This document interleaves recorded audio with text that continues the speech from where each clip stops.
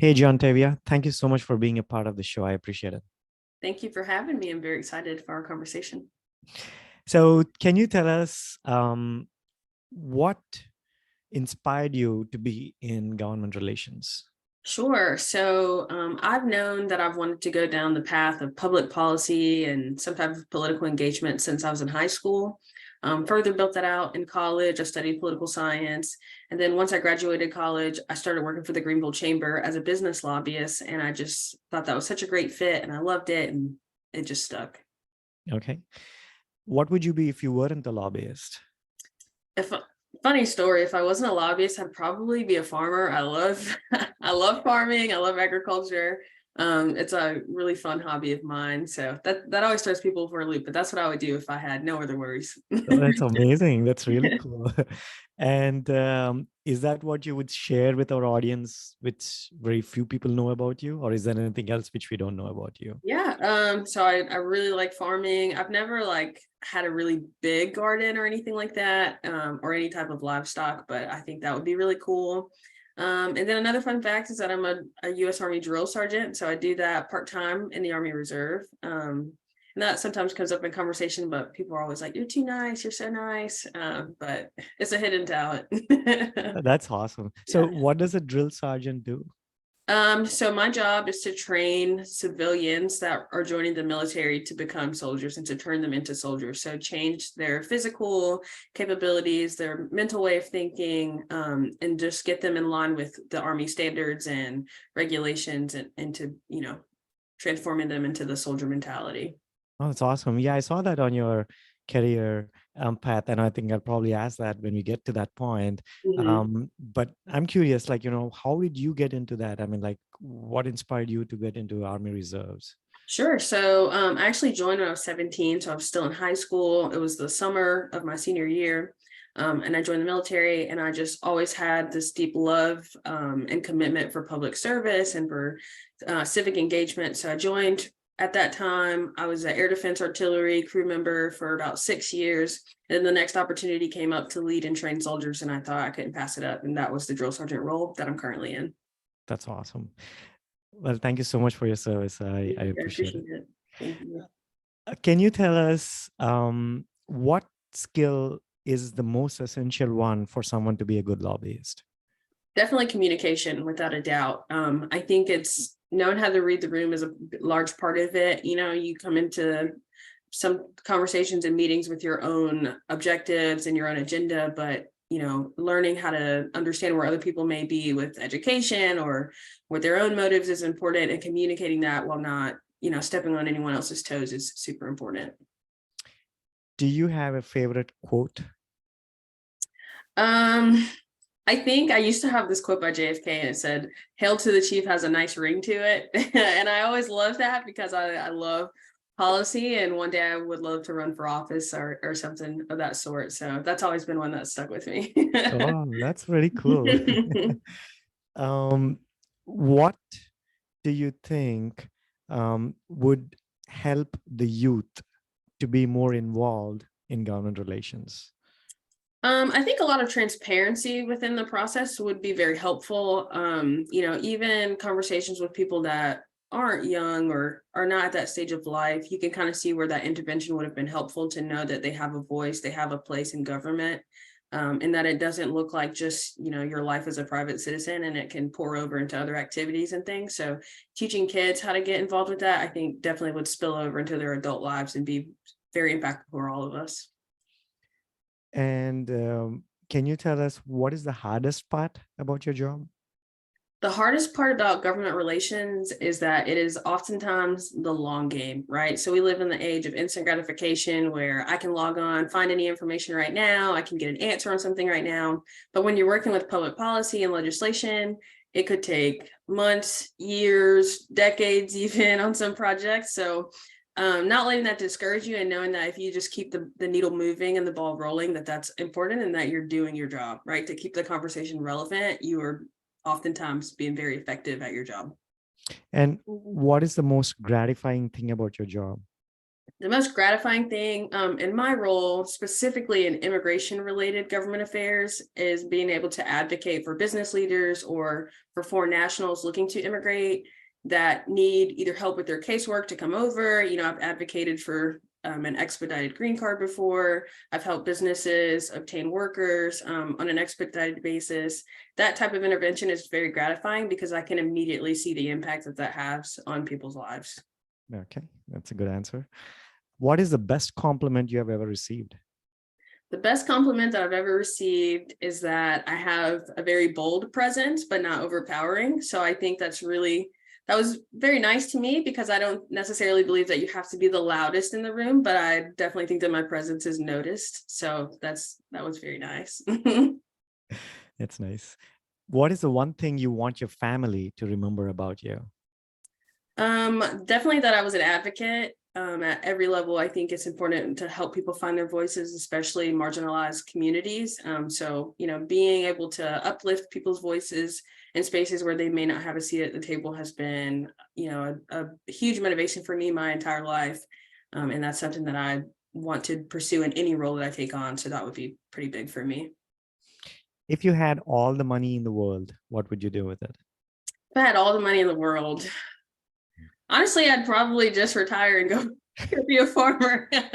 I'd leave everyone else's problems to them. But I would give a considerable amount to charity, of course, and take care of some issues, that financial issues that like close relatives or things would have. But I would probably go mind my business and farm somewhere. That's the best answer. If you had the time capsule to go back in time to any era, which Yeah. era would that be?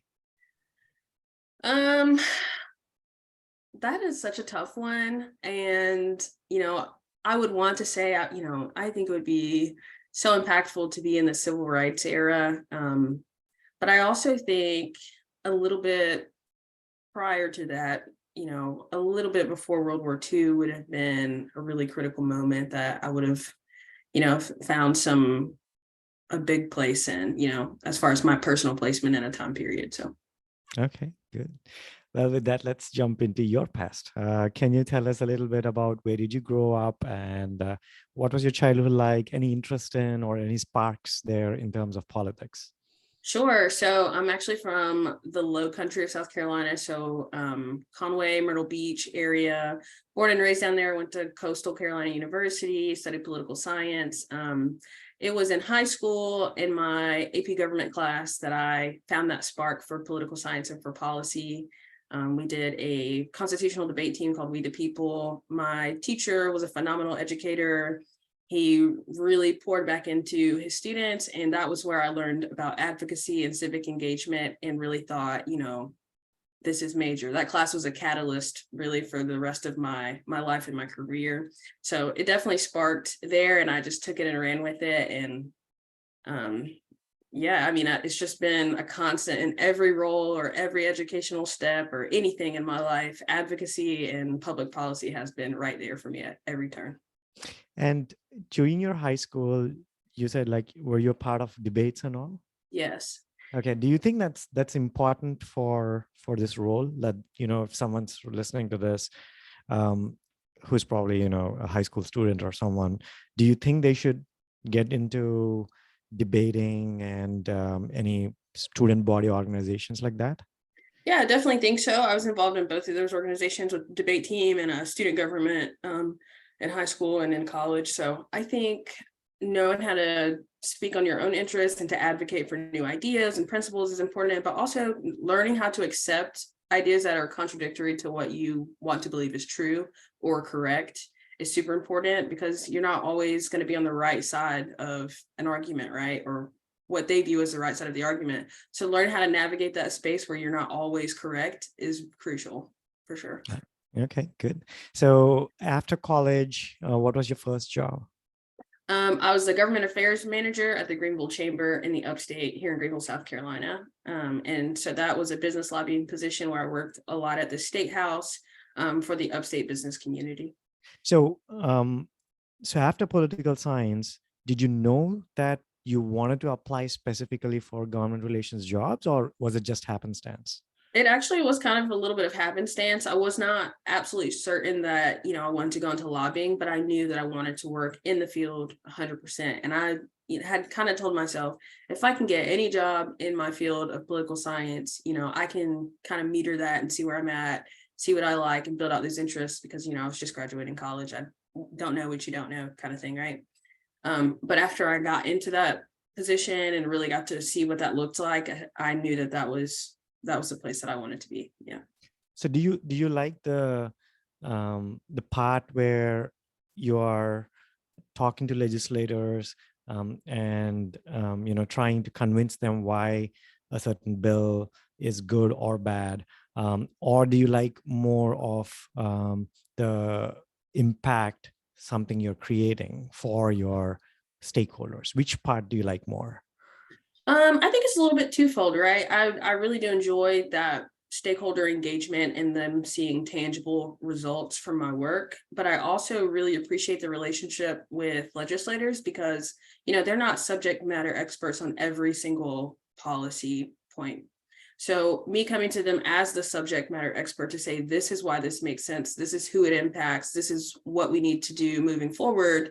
There's a certain level of trust and credibility that you have to maintain. So it is big to me to know that I've worked this hard in that I am, a thought leader or a trusted subject matter expert in this space. So I really do enjoy both of those sides of it, but probably really that, the most. They don't know what they don't know. So. Okay, good. And do you know, how would you explain, someone to be a subject matter expert? Is there something which they can do? I think it's really kind of finding your niche and diving deep into it, right? So working in the immigration space, I don't know absolutely everything there is to know about all of immigration, but in the sectors that involve my stakeholders and my policy points, I can't afford to have gaps in knowledge there, right? So you really can kind of hone it in and make it your own type of project and kind of drive innovation in those spaces. But overall, just getting involved with things that are relevant in your space and programs to help you learn more are super important things. So is that what you're currently doing? I mean, I'm sorry, I kind of Yeah. broke off from. So after you worked in your first stint, you moved on to currently where you are right now, or was it in between anything a Yeah. gap? Yeah. Yeah, I moved on from the Greenville Chamber and I took a position at BDV Solutions, a little bit different of a position, which eventually evolved into a government affairs or government relations role that I'm currently in now. Okay. Yeah. And what is the BDV Solutions do? And can you just talk a little bit about your organization? Sure. Yeah. So BDV Solutions is an immigration consultancy. We kind of sit at a unique intersection of immigration consultancy and business development. So we find hard to fill positions all across the US that we can verify their labor shortages. And we match them with foreign nationals looking to come over via EB-3 unskilled visas. So think like plant workers, production, manufacturing, things like that. So on the advocacy side, which is where my position would lie, I advocate for policies to enhance the immigration process so that those people could, come over faster or in a more reasonable processing timeline. Oh, I see. Those types of scenarios. Makes sense. So, so most of your work is at the federal level, is that right? Correct. Yeah, most of it. Mhm. So how do you manage like doing that? Like you are based in South Carolina. So how do you manage that remotely? So I actually am on Capitol Hill a good bit, at least once a month. At minimum, I go on the Hill and have those critical conversations and network with other business leaders from the state. So a lot of that would happen on Capitol Hill for me through that travel. And then there is still some state engagement. I'm in a organization through that job that engages all types of South Carolina business leaders for their C-suite executives. So I can have those conversations at high levels while also working on the Hill. Oh, nice. And do you see any or notice any differences between working at the federal level versus the state? I would say just, you mean as in the policy itself Yeah. or yeah. So of course, immigration is going to be mostly a federal thing, but I think what is the disconnect is states don't necessarily understand how much it may impact or how much they can influence, the trends with immigration. So as we've had some state conversations, some state level with, governors and below, they kind of realized more of this is how immigration is intertwined into everyday life from, from our communities to our school systems, and to kind of build out that idea that it is impactful at every level has been awesome. So that the disconnect is a little bit more narrow now. But that is probably the difference is on the federal level, they understand, okay, this is my problem. But when you go into the state level, they're like, immigration's not me, that's the feds, You're like, oh no, that's you too. Yeah. No, I see where you're coming from. So would you, what would you say is the most challenging, policy or something which you worked on? I would just say probably immigration processing as it is right now, because there's so many layers to it from appropriation. So securing, funding and resources to make kind of the wheel go around, so to speak.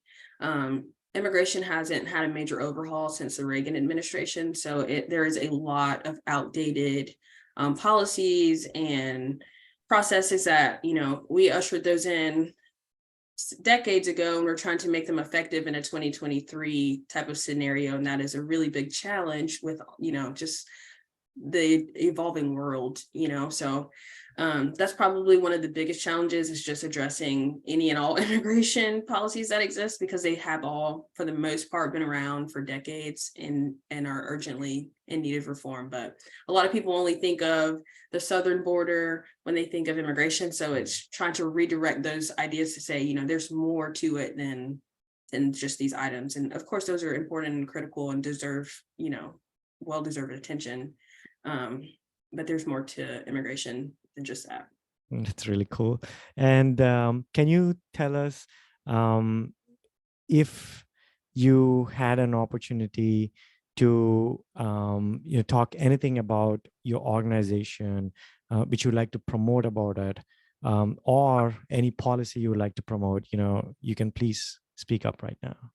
Yeah, so on behalf of my organization, something that I would want everyone to know is that we work, tirelessly to enhance the culture around immigration as well. So it's not just to us a transactional relationship with getting people here and then, they kind of go away. We also, in the advocacy space, are working on policies that promote a good, quality of life once they are here. That's also important, right?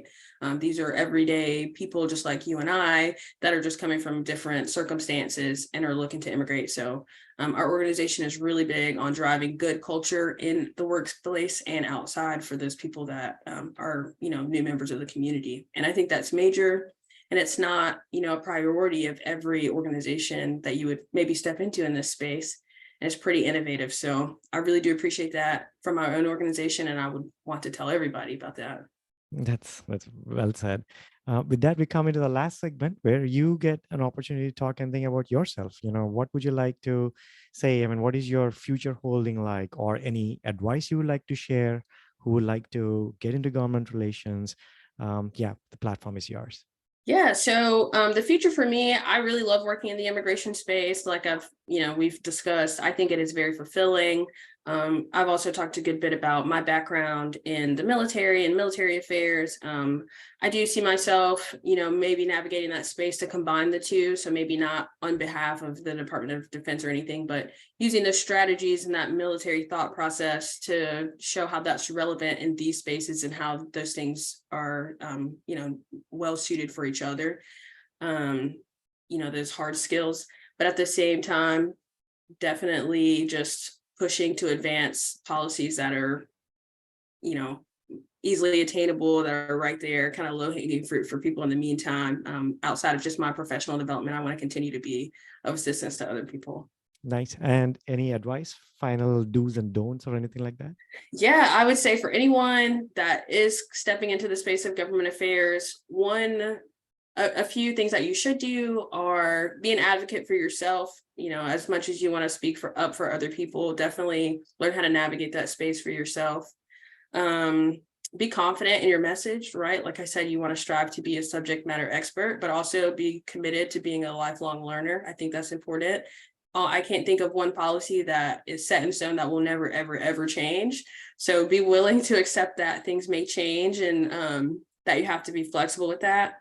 And if I had a don't, it would probably be, don't be too set in your ways or too stubborn to realize that it's a pivot point for you, right? So kind of piggybacking off of that last thought, things change all the time. No day is the same. Whatever comes out in the news today might change your line of work for, the near future or long term. So be ready to pivot when it's necessary, and don't be too stuck on one thing to know when it's time to, reshuffle. Wonderful piece of advice, Jauntavia. I just wanted to conclude this by saying that I'm also a foreign national, as you know. I came from India, so whatever you're working on right now for the immigration policies, it really matters. So I would just say that keep rocking and keep doing the stuff which you're doing. And I would like to summarize by saying with one word that you are definitely the person who told you you're definitely bold for doing this Thank stuff. you. Thank you. Thank you so much for joining me on the podcast. Thank you for having me. All right, hope to meet you soon. Likewise. Thank you.